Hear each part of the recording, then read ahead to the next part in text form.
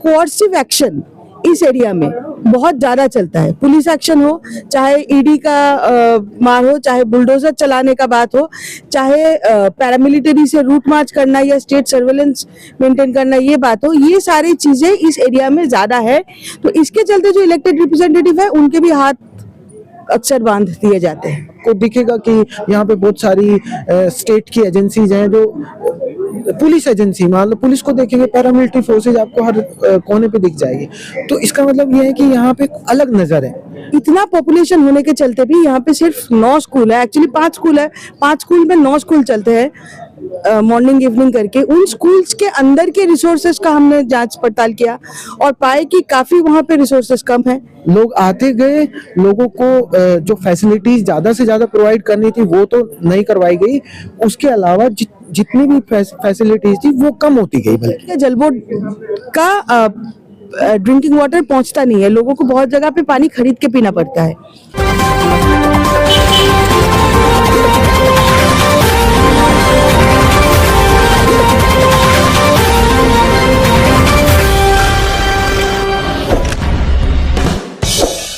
दोस्तों, जो लोग भी जामिया नगर ओखला में सालों से रहते हैं और अवेयर लोग हैं, उनको मालूम होगा कि ओखला में क्या क्या परेशानियां हैं, क्या क्या दिक्कतें हैं।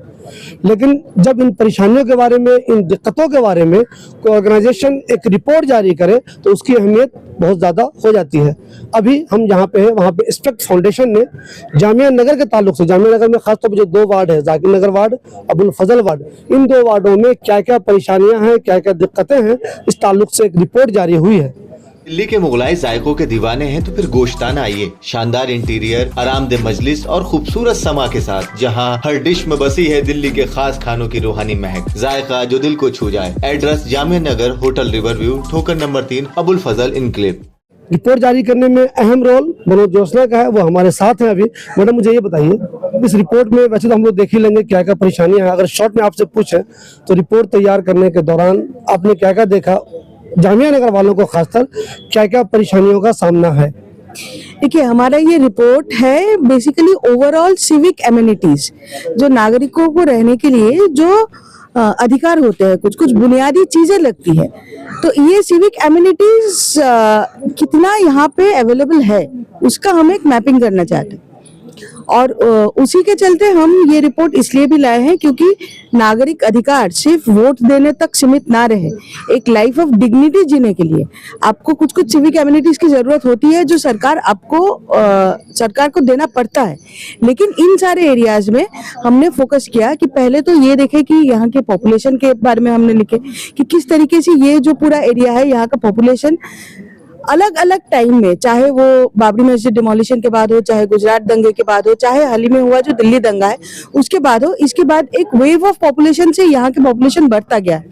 और बाकी तो ये जो पॉपुलेशन बढ़ा है वो एक सिस्टमिक इंक्रीज है, उसके चलते उसको सिस्टमिकली फिर एड्रेस करना चाहिए, जो नहीं हुआ।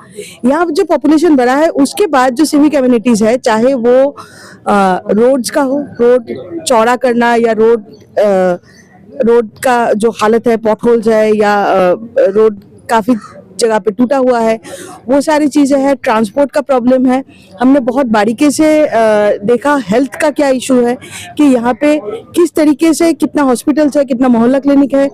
मोहल्ला क्लिनिक बाकी जगह से चल के मुकाबले यहाँ पे कम है, बहुत ज्यादा ओवर पॉपुलेटेड है।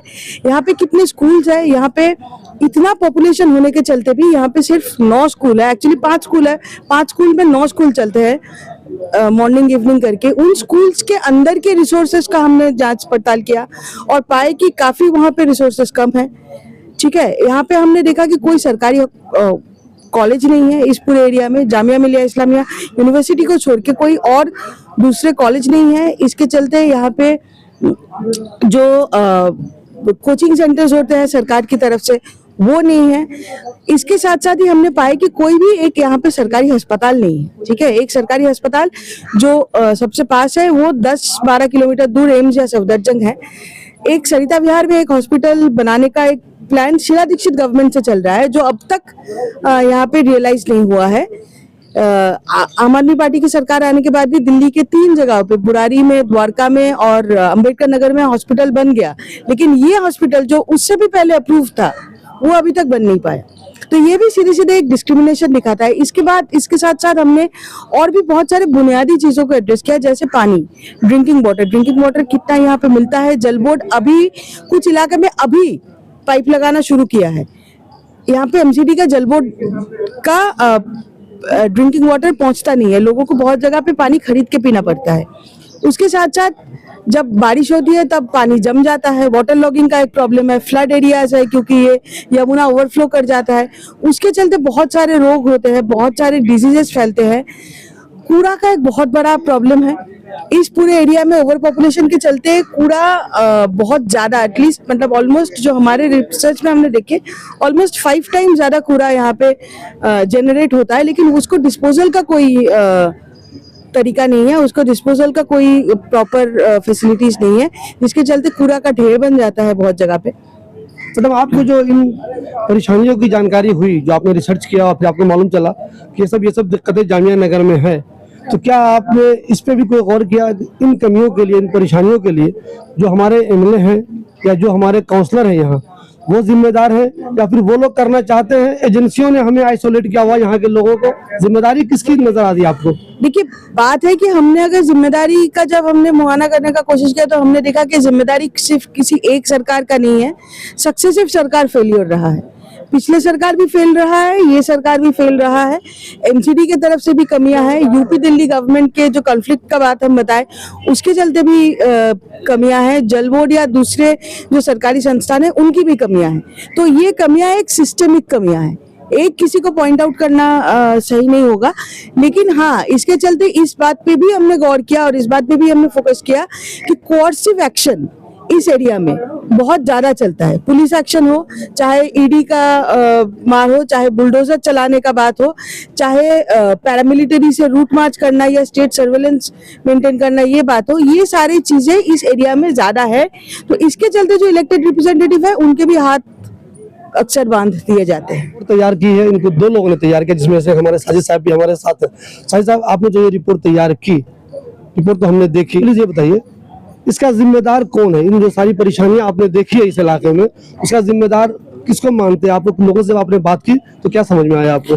देखिए, इसका जिम्मेदार मुझे लग रहा है हम लोगों ने रिपोर्ट में भी लिखा है और अपनी स्पीच में भी बोला है कि ये एक पॉलिटिकल समस्या है, ये कोई इलेक्टोरल समस्या नहीं है, सिर्फ ये एक पॉलिटिकल समस्या है जिसका जो अक्यूमुलेट हुई है ओवर द ईयर्स, डिकेड्स लगे हैं इसको।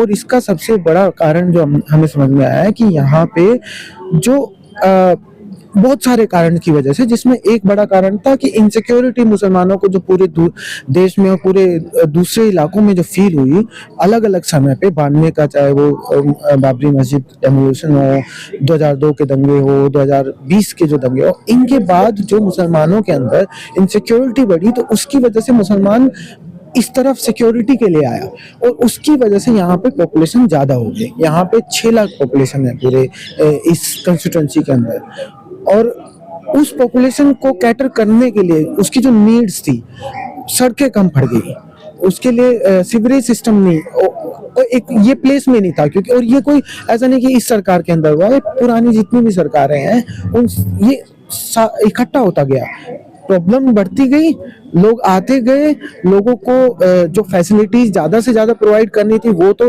नहीं करवाई गई, उसके अलावा जितनी भी फैसिलिटीज थी वो कम होती गई बल्कि। तो इसलिए ये प्रॉब्लम यहाँ पे आपको आज जो दिख रहा है वो अंडर डेवलपमेंट का प्रॉब्लम है।